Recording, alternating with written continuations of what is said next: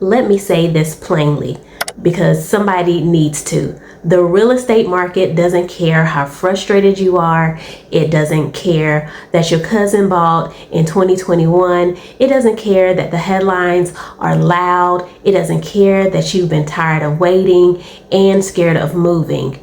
And I don't say that to be cold. I say that because once you understand that, you stop letting fear drive the bus.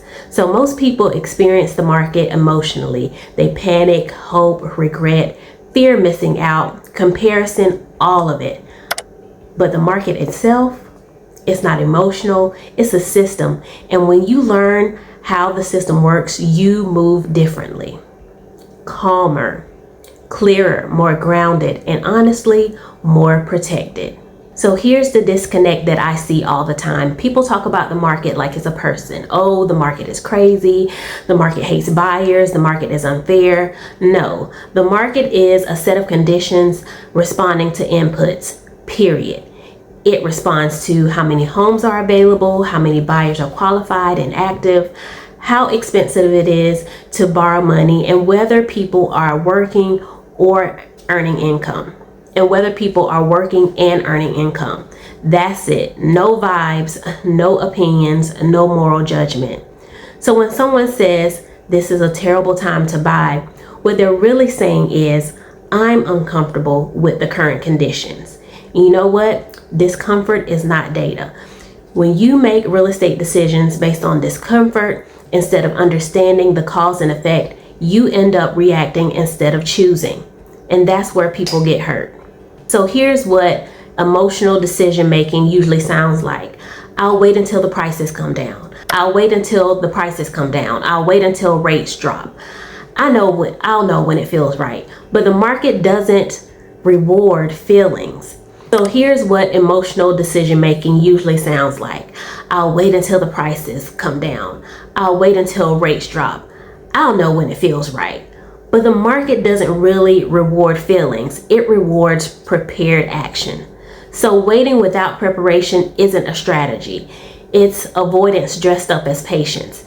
And I say that with love because I've watched people sit on the sidelines for years, not because they were being wise, but because they didn't want to face their numbers. So when you know what payment actually works for your life, what neighborhoods align with your values, what compromises you're willing and unwilling to make, the noise gets quieter. So you're going to start asking yourself, is now a good time? And then you're going to start asking yourself, is this really the right move for me given the current conditions? And that right there, that's grown folk decision making. So this is the framework I want you standing on, not just for this year, but long term. First, of course, faith. Not blind optimism. We're talking about faith in order, faith in process, faith in what you do. First, faith. Not in blind optimism. Faith in order, faith in process, faith that when you do things properly, the outcomes will follow. Second, preparation. You need to know your numbers. You need to understand your options, and you need to make decisions from facts, not fear or comparison. Because preparation is what lets you move calmly when everyone else is spiraling. And third, responsibility. Remember that you are the CEO of your transaction, not your agent, not your lender, and definitely not TikTok. So remember that while guidance matters, ownership matters more. So when you own your choices, you stop outsourcing blame and you start giving power to headlines.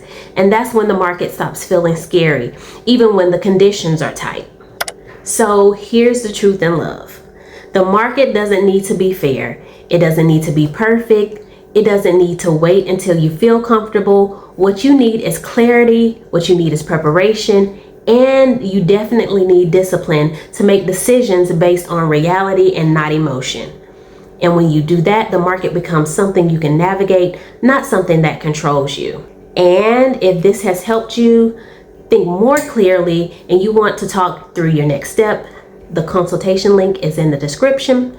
No pressure, just book when you're ready. But in the meantime, if you've ever been told a piece of real estate advice that scared you, confused you, or just kept you stuck, drop it in the comments. Let's talk about it. You never know when you'll be helping someone else.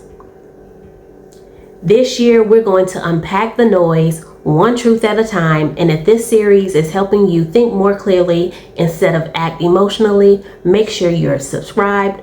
We're building foundations over here, not chasing hype. Take care.